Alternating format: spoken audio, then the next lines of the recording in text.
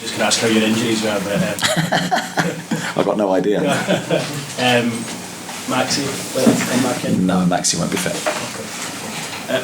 Do you think is there a chance you could rotate again? Are you going to try and sort of keep spinning the plate?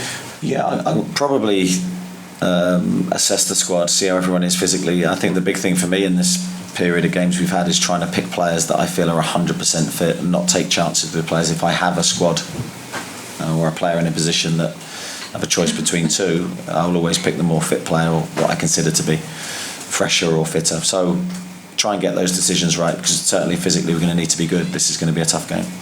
And you play Southampton, who obviously are down there at the foot of the table. I think they lost tonight, but they are still fighting it. I guess it could be a potential banana skin for you. Yeah, it's a difficult game. I think they are fighting. I watched the Arsenal game very recently. They were very good against the league leaders, scored 3 goals, looked a real threat in transitions and set plays. So look, we've played Southampton 3 times I think this season, so we know their qualities. They're a good team. It's going to be a difficult game. You always say, Eddie, that the thing you love most about the job is the training, improving the players, but also winning. How much are you loving your job at the moment because the team are winning and winning well? Yeah, winning is everything. It's what you, of course it's what you're paid to do, but it's what you plan to do. And I'm so proud of everyone connected with the club this year, with what we've given. Players, staff, board, everyone. We feel really united at the moment. Things are going well. We're not taking that for granted because we know how quickly it can change. But we're enjoying the feeling we're having, and long may that continue. Pete, Craig.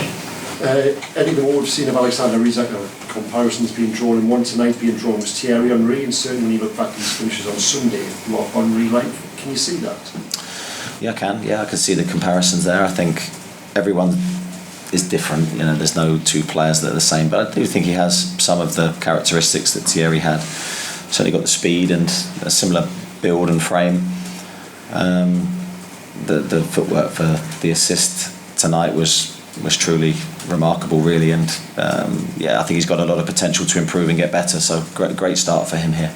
Is he better than what you thought you were getting on it? Did you know you were getting this? I don't think you ever know with absolute certainty, because I think anyone that says that would be lying, because until you work with the player close up and you see them every day, I don't think you ever know what their true capability is. But I think we've been very impressed with everything that he's delivered to this point, not just technically on the pitch, but his character and how he's handled certain situations has been first class.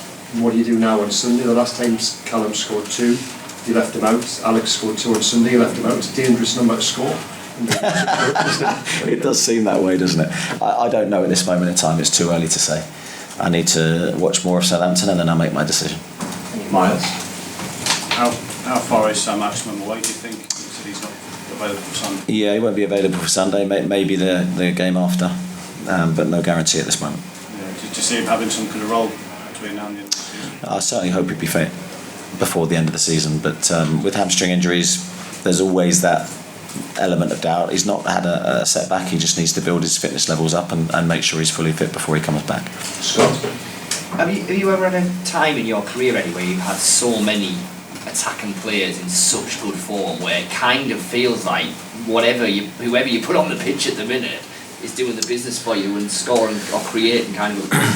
I think to a lesser degree, yes, I have. I think that the year we won the championship with Bournemouth, I had Jan Kermigan and Brett Pittman, and they basically shared the second striker role. Right. And both of them had outstanding seasons and scored 15 goals apiece.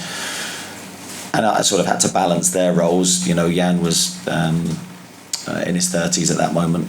Brett was younger and desperate to play, so I had to manage those two players. But that's a similar situation where we were free scoring, and whoever I put in, we scored. But you've also got it with attacking midfielders at the minute, because Jacob, Joe Linton, Joe Willock, they all seem to be just carrying a real threat. Whoever they're playing with, whoever they're crossing for, linking up with, whatever, you know what I mean? Yeah, I think there's a real confidence about the group of players we have. As you say, regardless of who we pick at the moment, it seems that confidence is there in the group. I thought you saw it with Anthony and Elliot when they came on as well. So I think confidence is such a key thing in any footballer and any team. So I think the key thing for us is not to take that for granted and not to back off from what we're doing to create that and what the players are doing to create that. There's a lot of hard work going in, and we need to not take our eye off the ball. Last couple to wrap up, go to Jordan. Just on Targett, just how much will he benefit from that 60 minutes or so that he had tonight? Obviously hasn't kicked off football this season. Yeah, I thought Matt did really well tonight. It's never easy to come in after a long absence. But he showed his experience, he showed his calmness on the ball. Really pleased with him tonight. That was a big mental test for the team, and he was part of that team that was so good. So, yeah, delighted for him.